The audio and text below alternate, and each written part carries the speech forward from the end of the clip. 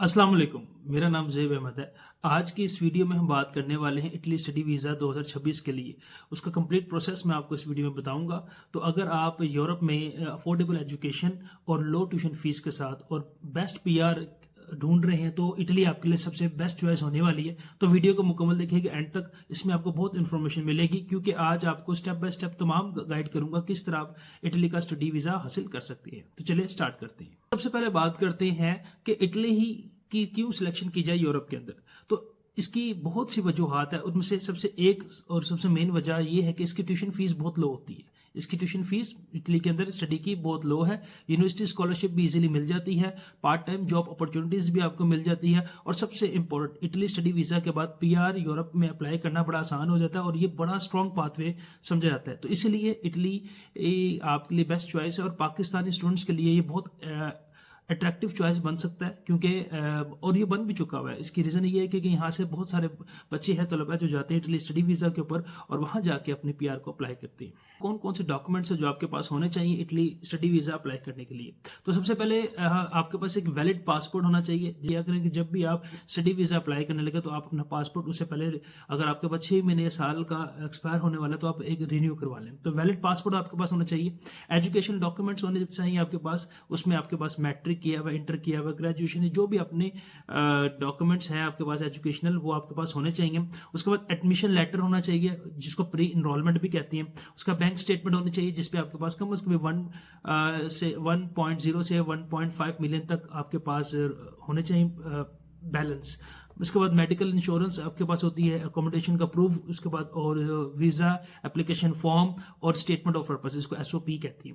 तो ये सारे डॉक्यूमेंट्स आपके पास होना जरूरी है। इसके बाद आप स्टडी वीज़ा आप अप्लाई कर सकते हैं। हैं एडमिशन प्रोसेस के ऊपर। तो एडमिशन कैसे लिए, जब सारे डॉक्यूमेंट्स हमने पूरे कर लिए, अब वो कौन कौन से स्टेप्स हैं जिनको हम फॉलो करके एडमिशन ले सकते हैं। तो इटली में एडमिशन प्रोसेस जो है वो 2 स्टेप्स पर मुश्तमिल है। एक इसमें होती है प्री इनरोलमेंट, दूसरा होता है डिक्लेरेशन ऑफ वैल्यू, डीओवी जिसे कहती हैं।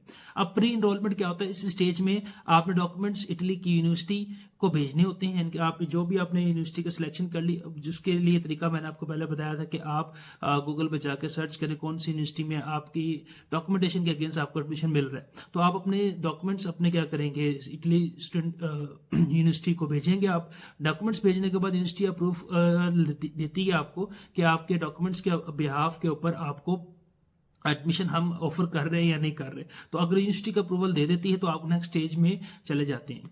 नेक्स्ट स्टेज में होता ये है कि डीओवी, आपको डिक्लेरेशन ऑफ वैल्यू लेनी पड़ती है। ये आपको बताता है कि आपकी जो एजुकेशन है वो इटली के स्टैंडर्ड के मुताबिक है या नहीं है। ठीक है, जो भी इसमें कमी होती है वो फिर आपको बता दिया। तो फिर लेवल 1, लेवल 2 या लेवल 3 के कोर्सेज बीच में किए जाते हैं।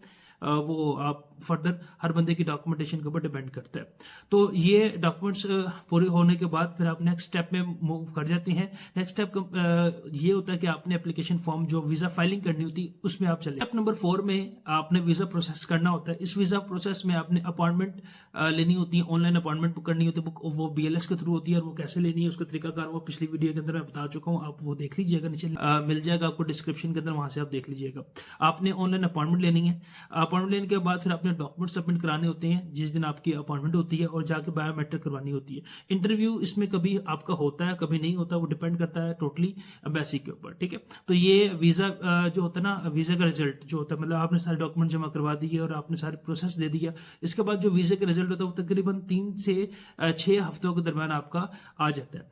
बात करते हैं वो कॉस्ट ब्रेकिंग। कॉस्ट ब्रेकिंग से मुराद के इटली स्टडी वीजा में टोटल एस्टिमेट एक्सपेंस कितना आता है, यानी कि अगर आप खुद से अप्लाई कर रहे हैं या किसी कंसल्टेंसी के थ्रू अप्लाई करवा रहे हैं तो टोटल एक्सपेंस इसमें कितना आ जाएगा। तो इसमें सबसे पहले बात करें तो यूनिवर्सिटी की जो एप्लीकेशन फीस होती है जो हम शुरू में स्टार्ट करते हैं वो तकरीबन आप कह लें कि 50 यूरो तक या 60 यूरो ये होती है। उसके बाद एक DOV डिक्लेरेशन ऑफ वैल्यू की फीस होती है, वो तकरीबन कोई पाकिस्तानी अप्रॉक्सीमेटली 30,000, 35,000 या 40,000 इसके राउंड अबाउट होती है। उसके बाद जो आपकी वीज़ा फीस होती है जब आप बायोमेट्रिक्स ले जाते हैं वो तकरीबन 90 यूरो फीस वो होती है। उसके बाद अगर आपका वीज़ा लग जाता है, टिकट कराते हैं, ट्यूशन फीस वगैरह देके तकरीबन आपका 2-2.5-3 लाख रुपए का खर्चा ये ऑलमोस्ट आ जाता है। तो ओवरऑल अगर हम बात करें तो ओवरऑल आपके पास तकरीबन कोई 8 से 9 लाख रुपया होना चाहिए जिसमें आप एक स्टडी वीज़ा अप्लाई कर सकते हैं। और दूसरी बात, आपने अपने बैंक स्टेटमेंट को भी स्ट्रॉन्ग करना होता है और बैंक स्टेटमेंट कोशिश किया करें कि जेन्युइन हो, आपके नाम पर हो या तो आपके पेरेंट्स जो आपको स्पॉन्सर कर रहे हैं उनके नाम पर हो और जेन्युइन बैलेंस हो हो, इसमें ऐसा नहीं होना चाहिए एकदम बैलेंस आगे एकदम बैलेंस चला के, तो प्रॉपरली आपने इसको मेंटेन करना होता है। एक चीज और है, एक नेक्स्ट स्टेप के ऊपर बात करते हैं, स्कॉलरशिप।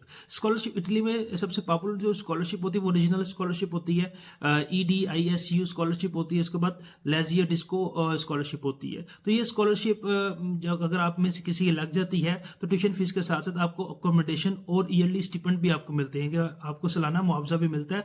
इसी वजह से जो स्टूडेंट्स का बहुत कम खर्चा होता है क्या नाम इटली के अंदर, और हाई क्वालिटी एजुकेशन भी मिल जाती है। और सबसे अहम बात इसमें ये होता है कि एजुकेशन के साथ अप्लाई कर सकते हैं और वो आपको मिल जाती है।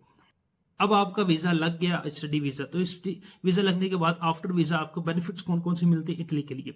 इटली जाके आपको पार्ट टाइम जॉब भी कर सकते हैं, अपनी स्टडीज को भी कंप्लीट कर सकते हैं। इसके साथ साथ 1 से 2 साल बाद अगर आप वर्क परमिट के लिए, जिसको कहते हैं PSW कहते हैं, वो भी मिल जाता है, जिसके बाद आप इजिली PR तक पहुंच सकते हैं। और अपनी एक अगर आप सेटलमेंट करना चाह रहे हैं इटली के अंदर या यूरोप के अंदर, तो एक अच्छी सेटलमेंट आपकी हो जाएगी, यानी कि इटली कंप्लीट लॉन्ग टर्म आपको फ्यूचर का प्लान प्रोवाइड करता है। तो ये सारा इंफॉर्मेशन थी जो इटली के स्टडी वीजा के लिए अगर आप खुद से अप्लाई करना चाह रहे हैं तो सारा मैंने।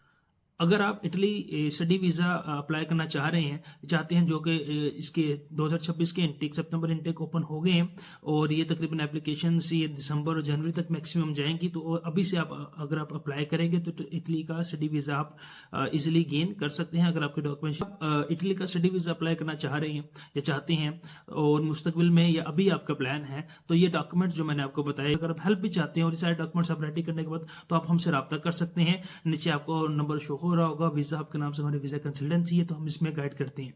इन्फॉर्मेशन थी जिसके मतलब हमने बात करनी था, तो उम्मीद करता हूँ आपको वीडियो पसंद आई होगी। वीडियो को लाइक कीजिएगा, चैनल को सब्सक्राइब कीजिएगा और कमेंट में बताइएगा कि आप नेक्स्ट किस कंट्री के मतलब इन्फॉर्मेशन हासिल करना चाह रहे हैं, तो मैं आपके लिए अपलोड कर दूंगा।